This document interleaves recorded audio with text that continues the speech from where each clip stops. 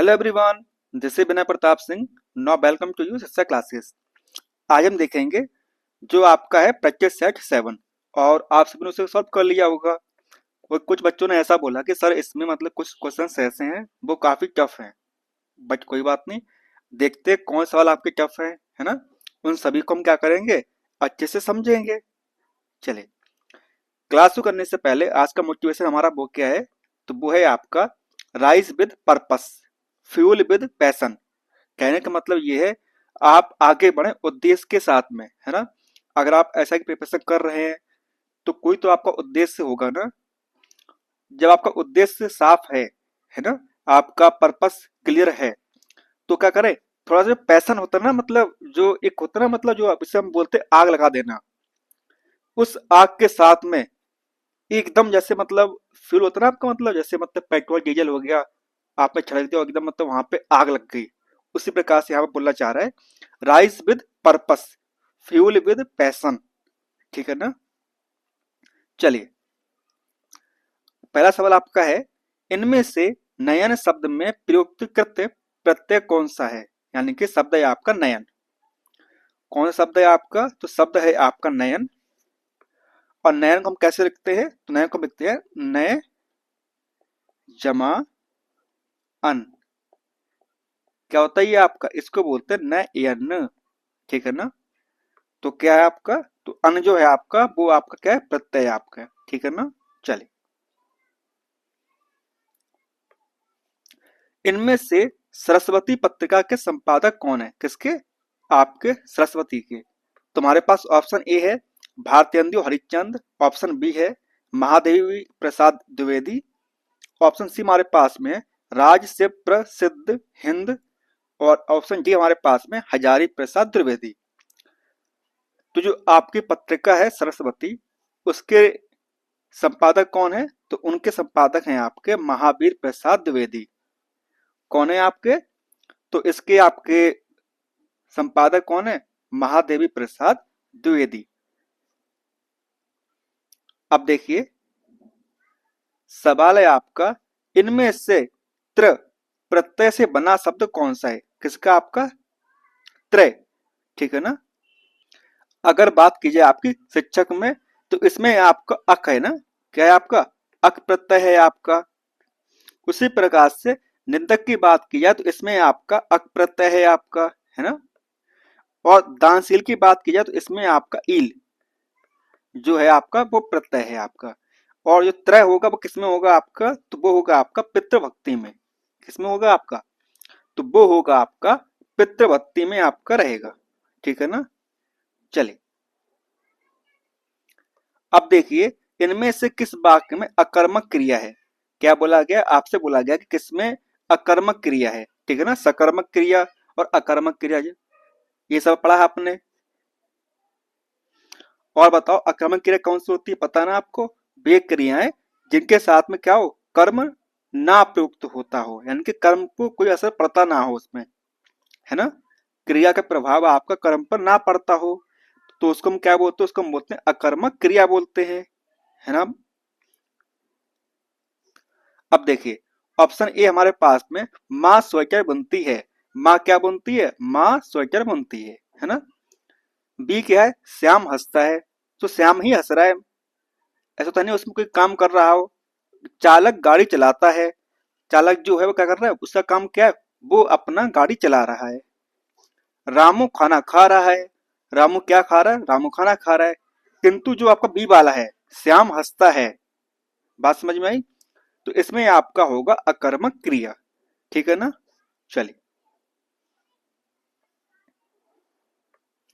सवाल है आपका, इनमें से किस वाक्य में सजातीय क्रिया का प्रयोग है, किसका, सजातीय क्रिया का। अब पहले तो आपको ये पता होना चाहिए कि सजातीय क्रिया होती क्या है आपकी, तो वे क्रियाएं, क्या आपका, वे क्रियाएं आपकी, वे क्रियाएं जहां जहां कर्म जहां कर्म तथा क्रिया, कर्म तथा क्रिया दोनों एक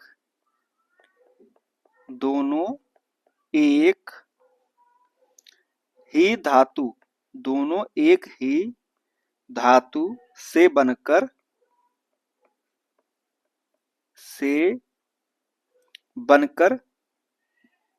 साथ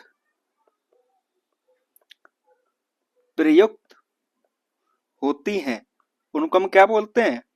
उनको हम बोलते हैं क्या? सजातीय क्रिया बोलते हैं। ठीक है ना? जैसे अगर बात की जाए आपकी, मोहन ने पढ़ाई पढ़ी। मोहन ने पढ़ाई पढ़ी। क्या पढ़ी? पढ़ाई पढ़ी। उसी प्रकार से लड़की अच्छी चाल चलती है। लड़की अच्छी चाल चलती है। ठीक है ना? अब देखिए, ए बोल रहा आपका वह अनेक बोलियां बोलता है। वह अनेक बोलियां बोलता है। बी में आपका है राम खेल कर चला गया। राम ने खेला और खेल कर वो चला गया। पक्षी जाल पर चढ़ाते हैं। जीना एक कला है। अब देखिए, वह अनेक बोलियां बोलता है, तो इसमें क्या है बताइए? क्या है बताइए? अब देखिए, इसमें जो लिखा हुआ है आपका बोलियां और बोलता है, ये कैसी दोनों आपकी? ये आपकी सजातीय क्रियाएं हैं आपकी। कौन सी हैं? बोलियां भी है और बोलता भी है आपका। तो इसका हो जाएगा आपका ऑप्शन ए आपका करेक्ट आंसर। ठीक है ना? अब देखिए, सवाल है कि आपका कि संबंध में इनमें से संबंध कारक का चिन्ह कौन सा है? किसका संबंध कारक का चिन्ह कौन सा है बताइए? याद करो, रिवाइज करो फटाफट। कर्ता ने कर्म को कर्ण से या द्वारा, संप्रदान के लिए या को, अपादान से अलग, अधिकरण में पेपर, संबोधन अरे हे ओए। है ना? अब आपसे पूछा गया कि संबंध वाला, अब बताओ संबंध में कौन सा होगा बताइए? क्या होगा आपका संबंध में? तो संबंध में आपका आएगा की। क्या आएगा आपका संबंध में? तो संबंध में आपका की आ जाएगा। ठीक है ना? और को किस में आएगा बताइए? तो को आपका आएगा कर्म में। है ना? और से किस में आ जाएगा आपका? से आपका आ जाएगा कर्ण में आपका। कर्ण में आपका। और हे किस में आएगा बताइए? तो हे आपका आएगा संबोधन में। संबोधन में आपका आ जाएगा। बात समझ में आई? चलिए, इनमें से कौन सा शब्द आसक्त का विलोम है? किसका? आपका आसक्त का विलोम कौन सा आपका होगा? ठीक है ना? अब बताइए, आसक्त का विलोम क्या होगा? देखिए, निम्न जो शब्द है आपका, इसका क्या होगा विलोम बताइए? तो इसका आपका रहेगा आपका अमग्न। अमग्न, या बोले तो आपका अनिमग्न। अनिमग्न। ठीक है ना? ये आपका रह जाएगा।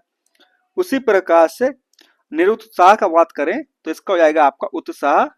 उत्साह का उल्टा क्या होगा? निरुत्साह हो जाएगा आपका। बात समझ में आई आपको? अधम का क्या हो जाएगा आपका? उत्तम हो जाएगा आपका। उत्तम आपका हो जाएगा। है ना? अब अगर आसक्त की बात करें तो अनासक्त क्या हो जाएगा आपका? इसका करेक्ट आंसर आपका हो जाएगा कौन सा? सी वाला आपका। चलिए, सवाल है इनमें से उर्दू के उपसर्ग से बना शब्द कौन सा है? किसका? उर्दू के उपसर्ग से। उर्दू के उपसर्ग से कौन सा बना हुआ है? अगर बात की जाए आपके जो उर्दू के उपसर्ग हैं वो कौन कौन से होते हैं बताइए? जैसे आपका अल हो गया आपका। अल हो गया आपका। है ना? या आपका कम हो गया आपका। कम हो गया आपका। खुश हो गया आपका। खुश हो गया आपका। है ना? गैर आपका हो गया। या बोले तो आपका दर हो गया आपका। ना हो गया आपका। बर हो गया आपका। है ना? बे हो गया आपका। बद हो गया आपका। हर हो गया आपका। और हम हो गया। इत्यादि जो होते हैं, मतलब ये सब किसमें आते हैं? ये सब आपके उर्दू उपसर्ग में आपके आते हैं। है ना? अब देखिए, अगर हम कपूत की बात करें तो इसमें क्या है आपका? इसमें आपका का उपसर्ग है। है ना? और 19 की बात करें तो इसमें आपका उन आपका उपसर्ग है। उसी प्रकार से अध्यापक की बात करें हम तो इसमें क्या होगा आपका अद आपका हो जाएगा, अद हो जाएगा आपका। किंतु जो आपका खुशबू है, खुशबू में क्या होगा, खुशबू में आपका खुश होगा उपसर्ग, क्या होगा आपका, तो खुशबू में आपका खुश जो है मतलब खुश जो है वो आपका उपसर्ग हो जाएगा। और खुश क्या है आपका, खुश आपका उर्दू उपसर्ग है। तो इसका हो जाएगा आपका ऑप्शन ए आपका करेक्ट आंसर। ठीक है ना। चलिए सवाल है आपका, समास का शाब्दिक अर्थ क्या होता है? किसका? समास का। तो समास का शाब्दिक अर्थ होता है संक्षेप, यानी कि छोटा रूप। क्या होता है? संक्षेप, या बोले तो आपका छोटा रूप। तो इसका होगा आपका ऑप्शन डी आपका करेक्ट आंसर, बोले तो आपका छोटा रूप। ये किसका मतलब है? ये है आपका समास का क्या शाब्दिक अर्थ। अब अगर आप पूरी परिभाषा की बात करें तो वो क्या होती है, जब दो या दो से अधिक शब्दों को मिलाकर नया शब्द बनाया जाता है तो उस शब्द के आपको क्या बोलते हैं? समास कहते हैं। लिख देते हैं आपके लिए, क्या होता है, जब दो या दो से अधिक, जब दो या दो से अधिक शब्दों को मिलाकर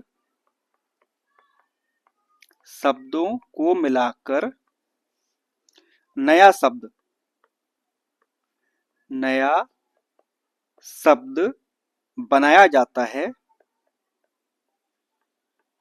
बनाया जाता है तो उस शब्द को क्या बोलते हैं? उस शब्द को समास कहते हैं। क्या कहते हैं उसको? उसको समास कहते हैं। जैसे रसोई घर आपका, जैसे अगर बात करें हम, जैसे रसोई घर, ठीक है ना, यानी कि रसोई के लिए घर आपका। बात होगी, समझ में आ गई आपको? चलिए अब बात करते हैं, सवाल है आपका, इनमें से कौन सा शब्द हर्ष का विलोम है? किसका है? हर्ष। अब हर्ष माने क्या होता है? खुशी होती है। और खुशी का अब बात क्या हो जाएगा, विलोम क्या हो जाएगा आपका? तो उसका हो जाएगा आपका शोक। क्या हो जाएगा आपका? तो उसका हो जाएगा आपका शोक हो जाएगा। वैसे ही बात करें अगर अवसाद की, अवसाद मतलब दुख आपका, है ना, तो इसका होगा आपका प्रसन्नता, प्रसन्नता। उसी प्रकार से क्रोध का क्या होगा? क्रोध का आपको जाएगा शांति, शांति। और हास का क्या होगा? हास को जाएगा आपका रुदन, रुदन। ठीक है ना। चलिए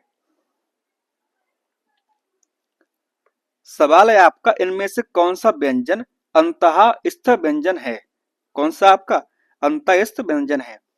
आपको बता दें यहां पर क्या हुआ है, एक सेकंड, यहां पर क्या है आपका, फा अलग है, मतलब पा अलग है, फा अलग है, बा अलग है आपका, और भा अलग है। उसी प्रकार से का अलग है, का, खा, और गा आपके अलग है, छ, त्र, ज्ञा, और सा आपका है, और आपका या, रा, ला, और वा। ये आपके इस प्रकार से लिखे हुए हैं। ठीक है ना। अंतस्थ व्यंजन कौन से होते हैं पता है आपको?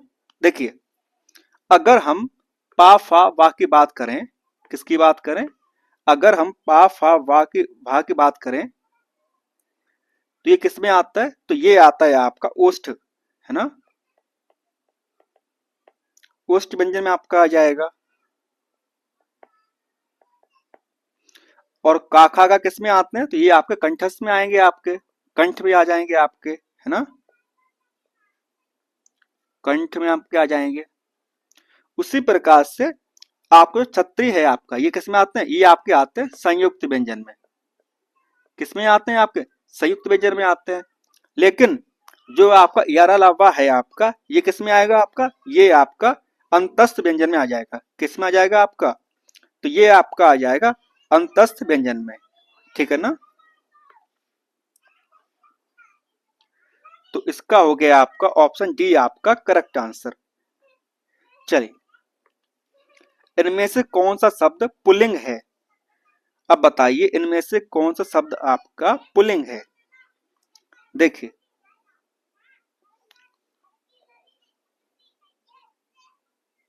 अगर बात करें आपका पूड़ी, पूड़ी क्या आपका, पूड़ी आपका स्त्रीलिंग है। धनिया आपका पुल्लिंग है।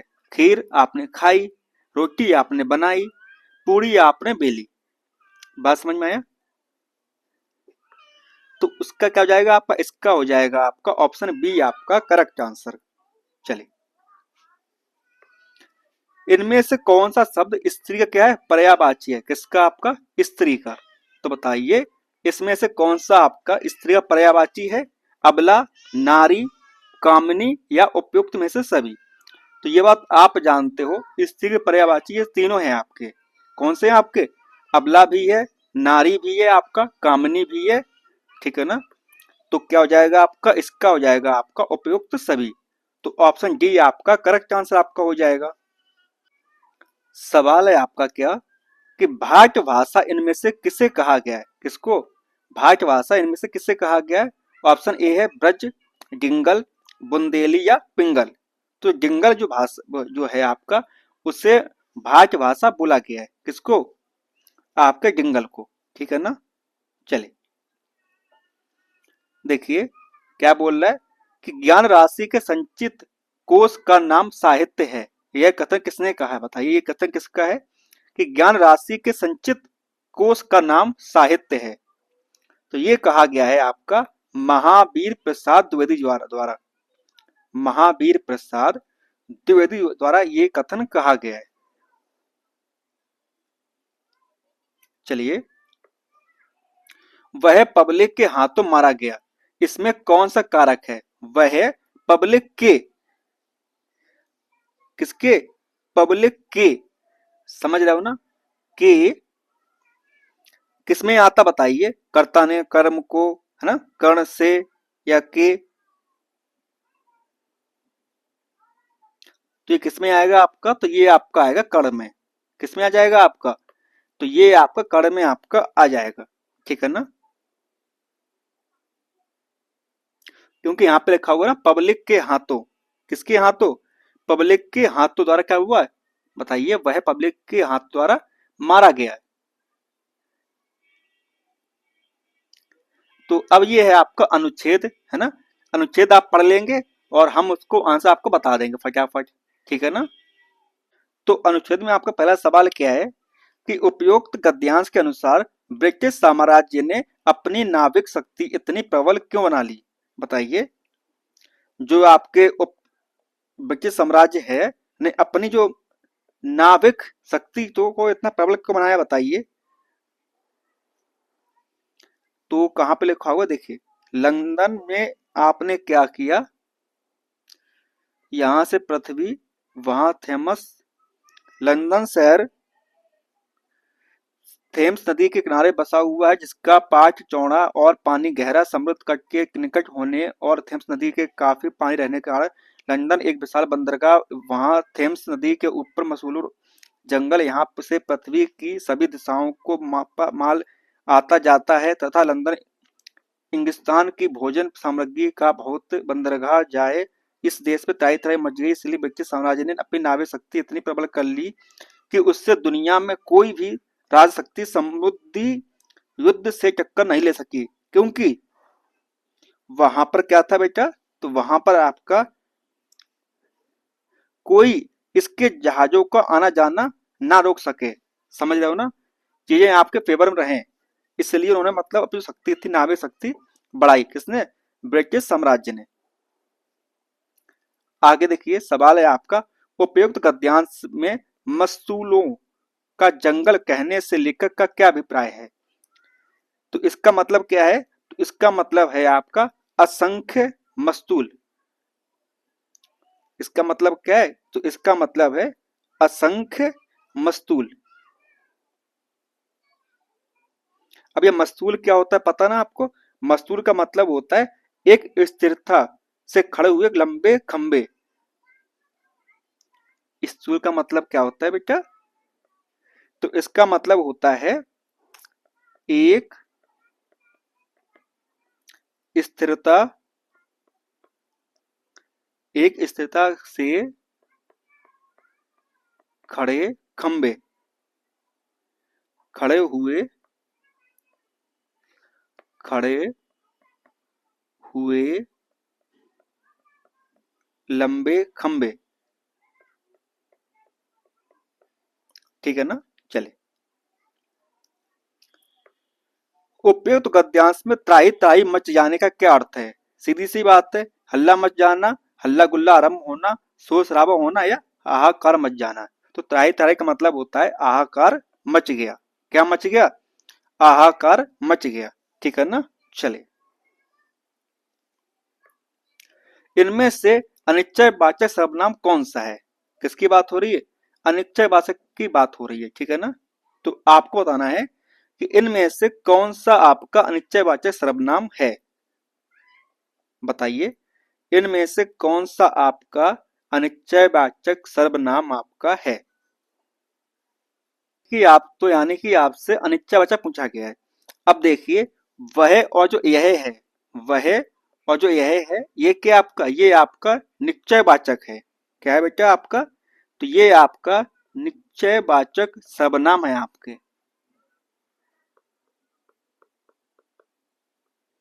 जैसे अगर बात करी जाए आपका वह की बात करें अगर हम, तो क्या हो जाएगा आपका? वह कार मेरी है।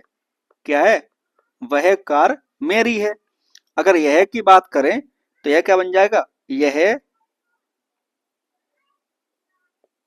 यह मोटर मोटर यह मोटर बाइक, यह मोटर बाइक तुम्हारी है।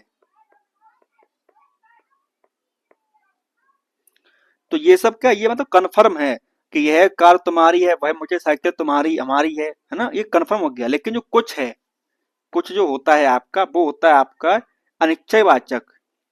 क्या होता है? कुछ जो होता है वो आपका होता है अनिश्चयवाचक। जैसे मैं कुछ खाना चाहता हूं। जैसे अगर बात करें हम, तो मैं कुछ खाना चाहता हूं। तो खाना तो चाहता हूं लेकिन कुछ खाना चाहता हूं। बात समझ में आई? तो ये क्या हो गया? ये हो गया आपका अनिश्चयवाचक। क्या हो गया बेटा आपका? तो ये हो गया आपका अनिश्चयवाचक आपका हो गया। चलिए, इनमें से किस पुस्तक को ब्याज सम्मान प्राप्त नहीं हुआ है?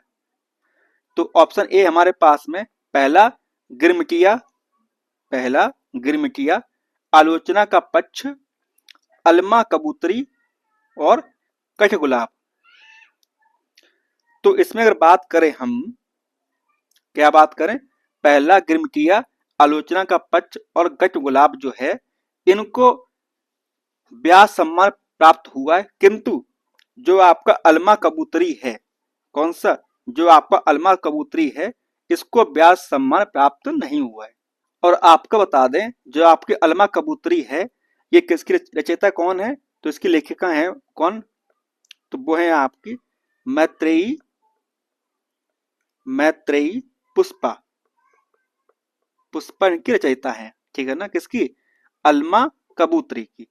उसी प्रकार से बात करें आपका पहला गिरगिट की, तो इसके कौन है बताइए? तो इसके हैं आपके गिरिराज, गिरिराज गिरिराज किशोर, गिरिराज किशोर है। और आलोचना का पक्ष ये किसकी है? तो ये है किसकी बताइए? तो ये है आपकी रमेश चंद्र की, रमेश चंद्र शाह। ठीक है ना? और उसी प्रकार से बात करें अगर कुछ गुलाब की, तो इसके कौन है? तो इसके हैं आपके मृदुला, मृदुला मृदुला गर्ग। कौन इनके? तो इनके हैं मृदुला गर्ग जी। चलिए, सवाल है इनमें से संदेश राशक के रचयिता कौन है? किसके? संदेश राशक के रचयिता कौन है? तुम्हारे पास ऑप्शन क्या क्या है?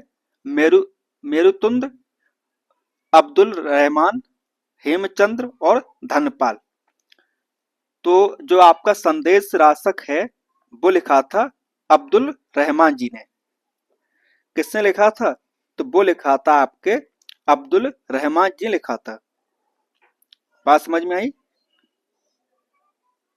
चलिए, सवाल है हिंदी में कुल कितने सर्वनाम होते हैं? किसमें? हिंदी में कुल कितने सर्वनाम होते हैं? तो वो होते हैं आपके कितने? तो वो होते हैं आपके 11। कौन कौन से? मैं, तू, आप, यह, वह, जो, सो, कोई, कुछ, कौन, क्या। लिख दें आपके लिए? चलिए लिख देते हैं आपके लिए। देखिए, मैं, तू, आप, मैं, तू, आप, यह, वह, जो, सो, कोई, कुछ, कौन और क्या। गिन लीजिए, 1 2 3 4 5 6 7 8 9 10 11। ये क्या आपके? ये आपके हिंदी के सर्वनाम है। चलिए, मेरी बहन 10वीं कक्षा में पढ़ती है। इस वाक्य में जो शब्द है 10वीं में कौन सा विशेषण है? देखिए, गुण तो आपका नहीं है, सार्वनामिक भी नहीं है और परिमाण भी आपका नहीं है। तो कौन सा है? 10वीं। 10 एक नंबर है। तो क्या हो जाएगा इसका? तो इसका आपका हो जाएगा संख्यावाचक सर्वनाम। क्या हो जाएगा आपका? तो इसका हो जाएगा संख्यावाचक वाचक विशेषण। ठीक है ना? मेरी बहन 10वीं कक्षा में पढ़ती है। ठीक है ना? यानी कि जिससे संख्या का बोध होता है। क्या होता है? जिससे संख्या का बोध होता है उसे क्या बोलते हैं? उसे बोलते हैं संख्यावाचक विशेषण। बात समझ में आई? चलिए, सवाल है आपका भक्ति काल को हिंदी साहित्य का स्वर्ग युग किसने कहा है? बताइए, भक्ति काल को हिंदी साहित्य का स्वर्ग युग किसने कहा है?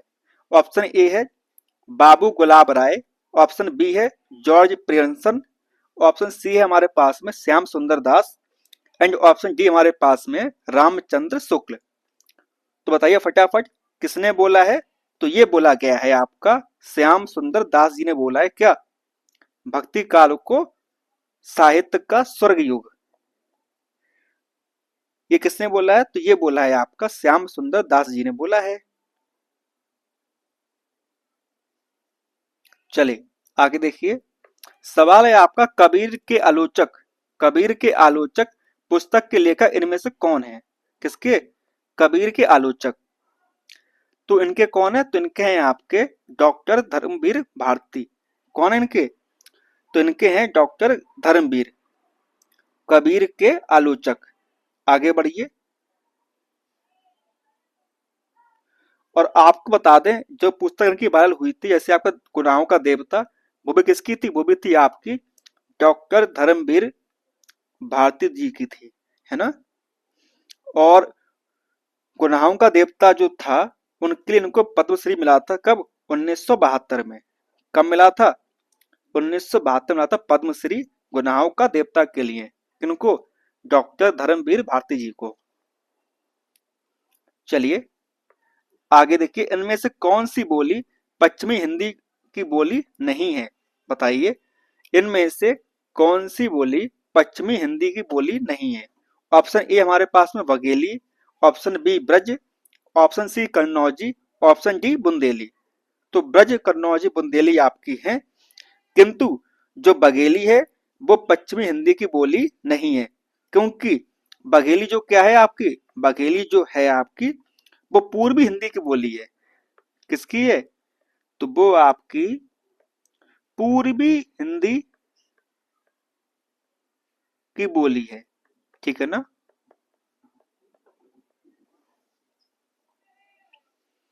आगे देखिए, सवाल है आपका, रंग बरसे भीगे चुनर वाली रंग बरसे गीत के रचनाकार इनमें से कौन है? आपने सुना होगा, रंग बरसे भीगे चुनर वाली रंग बरसे, इसके रचयिता कौन है? तो इनके हैं आपके हरिवंश राय बच्चन जी। कौन है इनके? तो ये गीत लिखा गया था हरिवंश राय बच्चन जी ने। बात समझ में आई? और ये जो है मतलब ये मधुशाला की एक लाइन है, मतलब इनकी जो प्रसिद्ध कृति है कौन सी? मधुशाला।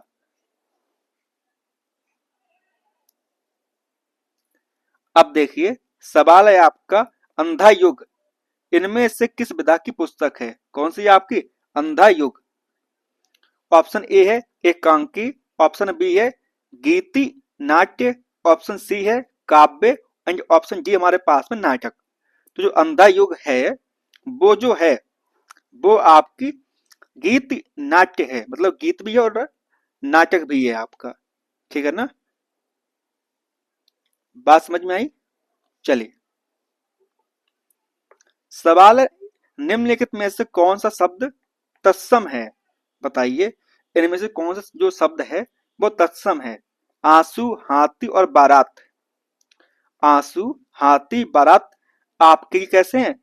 तद्भव है, परंतु जो वर्षा है, वर्षा क्या आपकी? वर्षा आपका तत्सम शब्द है। तो इसका तद्भव क्या होगा? तो इसका तद्भव होगा आपका क्या? बरसात। बरसात इसका तद्भव हो जाएगा आपका, है ना? क्या हो जाएगा इसका तद्भव आपका? बरसात। ठीक है ना? अब देखिए, आंसू, आंसू का क्या होगा आपका? तो इसका हो जाएगा आपका अश्रु, अश्रु हो जाएगा आपका। ठीक है ना? हाथी क्या होगा? हाथी का आपका हो जाएगा हस्ती, हस्ती आपका हो जाएगा हाथी का। और बारात का क्या होगा आपका? वर यात्रा, वर यात्रा। ठीक है ना? बारात। चलिए, सवाल है आपका, इनमें से कौन सा शब्द परिकर, परिकर अनेक का अनेकार्थी नहीं है? किसका? परिकर का। अब बताइए, इनमें से कौन सा आपका परिकर का अनेकार्थी नहीं है? ठीक है ना? अब देखिए, कमरबंद, परिवार और समूह जो है वो परिकर के क्या अनेकार्थी हैं, परंतु जो क्षत्रिय है, क्षत्रिय आपका परिकर का अनेकार्थी शब्द नहीं है। चलिए, सवाल है आपका, इसिता गीत गाएगी, इस यह वाक्य किस काल का सूचक है? इसिता गीत गाएगी यानी कि उसने गाया नहीं है। ठीक है ना? तो ये हो जाएगा आपका भविष्य काल। किसमें आ जाएगा आपका? तो ये आपका भविष्य काल में आपका आ जाएगा। चलिए, अब देखिए, देशापड़ में कौन सा समास है? किसकी बात हो रही है आपकी? देशापड़ की बात हो रही है। ठीक है ना? यानी कि देश के लिए अर्पण, देश के लिए अर्पण। तो इसको क्या बोलेंगे? इसको बोलेंगे देशार्पण। तो इसमें क्या हो जाएगा आपका? इसमें आपका आ जाएगा तत्पुरुष समास। क्या आएगा इसमें? तो इसमें आपका आ जाएगा तत्पुरुष समास आपका हो जाएगा। ठीक है ना? बाकी आप जानते ही हो, द्विगु में क्या आ जाएगा आपका? दो राहा त्रिभुज। द्विगु में क्या आता है आपका? द्विगु में आपका जाता है दो राहा, है ना? दो राहें जिसकी मतलब जो दो राहों का समाहार, क्या बोलेंगे उससे? दो राहा बोलेंगे, या त्रिभुज बोल देंगे आप, त्रिभुज। ठीक है ना? यानी कि तीन भुजाओं का समाहार। ये सब क्या है? ये सब आपके द्विगु समास के क्या है? आपके एग्जाम्पल है। ठीक है ना? उसी प्रकार से कर्मधारय की बात करें, किसकी बात करें? कर्मधारय की बात करें, तो इनके क्या हो जाएंगे आपके? इनके आपको जाएंगे नील कमल, नील कमल यानी कि नीला है जो कमल। पुरुषोत्तम, पुरुषोत्तम क्या जी? एक सेकंड, पुरुषोत्तम। बात समझ में आई? यानी कि पुरुषों में जो है उत्तम। तो ये सब आपके कर्मधारय समास के आपके एग्जाम्पल है। उसी प्रकार से अगर अव्ययी भाव के समास की बात करें तो क्या हो जाएगा आपका, इसके आपको होंगे आजन्म, यानी कि जन्म से लेकर, आजन्म, या बोले तो यथामति, यथामति, यानी कि मति के अनुसार। चलिए अब देखिए सवाल है, इनमें से किस वर्णों को व्यंजन कहा गया है? बताइए किसको कहा गया है? जिनका उच्चारण स्वर के वर्णों की सहायता से किया जा सके उन्हें हम क्या बोलते हैं? उन्हें हम व्यंजन बोल देते हैं। तो इसका होगा आपका ऑप्शन ए आपका करेक्ट आंसर। चलिए इनमें से कौन सा व्यंजन ऊष्म व्यंजन है? अब बताइए इनमें से कौन सा व्यंजन ऊष्म व्यंजन है? बात समझ में आई? अब देखिए टा तो आपका टा वर्ग में आ जाएगा, ता आपका ता वर्ग में आ जाएगा, और डा किस में आएगा बताइए? तो जो डा है आपका ये आपका जाएगा का वर्ग में आ जाएगा। परंतु जो आपका हा है, क्या है आपका? हा हो गया आपका, क्या हो गया बेटा आपका? हा हुआ आपका, या आपका तीनों सा हो गए, तीनों सा। ये किसमें आते हैं? ये आपके आते हैं ऊष्म व्यंजन के अंदर आ जाते हैं आपके। किसमें आते हैं ये आपके आते हैं ऊष्म व्यंजन के अंदर आपके आ जाते हैं, तीनों सा और आपका हा। चलिए आगे देखिए सवाल है आपका, इनमें से कौन सा शब्द उद्योगम, उद्योग का अनेकार्थी शब्द नहीं है, शब्द है? किसका? उद्योग का। साधारण, सरल, रोजगार और कारखाना। कारखाना जो शब्द है वो किसका है? वो उद्योग का अनेकार्थी शब्द है, ठीक है ना? चलिए सवाल है आपका, उर्वशी, उर्वशी अत्यंत सुंदर है, इसमें कौन सा शब्द प्रविशेषण है? आपको बताना है कि इसमें कौन सा है शब्द जो प्रविशेषण है, यानी कि विशेषण से जो पहले आता हो, है ना? विशेषण की विशेषता बताने वाले शब्द होते हैं उसे क्या बोलते हैं? उसे बोलते हैं प्रविशेषण। बोले तो विशेषण, एक सेकंड, विशेषण की, विशेषण की विशेषता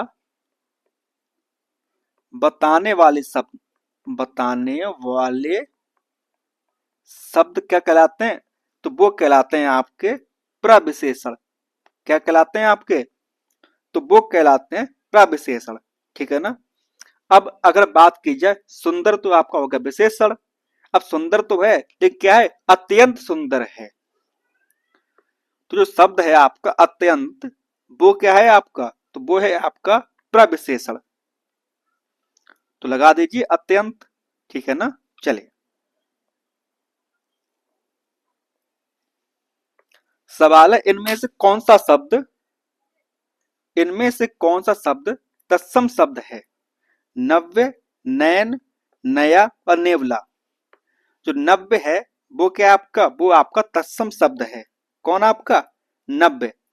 और इसका नया क्या हो जाएगा आपका? इसका जो नया है वो आपका हो जाएगा तद्भव आपका, ठीक है ना? क्या हो जाएगा आपका? नब्बे का नया आपका हो जाएगा तद्भव। उसी प्रकार से नयन की बात करें तो नयन का आपका होगा क्या? नयन, नयन आपका हो जाएगा नयन का। हम्म। और नेवला का आपका होगा नकुल, नकुल मतलब आपका नेवला, ठीक है ना? चलिए सेकंड लास्ट क्वेश्चन, वो क्या है? अव्यय के अनुसार इनमें से कौन सा शब्द, कौन सा कथन सही है? किसके हिसाब से? अव्यय के हिसाब से कौन सा कथन आपका इनमें से सही है? वे अभिकारी होते हैं। कौन आपके अव्यय अभिकारी होते हैं? ये विकारी होते हैं। ये विकारी और अभिकारी दोनों होते हैं, उपयुक्त में से कोई नहीं। तो कैसे होते हैं वो आपके? ये अभिकारी होते हैं, ठीक है ना? चलिए आज का आखिरी सवाल वो क्या है देखिए, इनमें से किसका उच्चारण स्थान दंत है, यानी कि किसको हम दांत से बोलते हैं? बताइए। दंत की अगर बात हो रही है आपकी, तो इसमें आपका ता वर्ग आता है। ता वर्ग आपका आता है। आपका क्या आता है बेटा? आपका तो इसका आपका ता वर्ग आपका आता है। और साथ में आपका ये आता है ला और सा आपका आता है ना? तो इसका हो जाएगा आपका ऑप्शन नंबर बी आपका करेक्ट आंसर। ठीक है ना? तो चलिए फिर मिलते हैं आपसे नेक्स्ट क्लास में। तब तक के लिए धन्यवाद।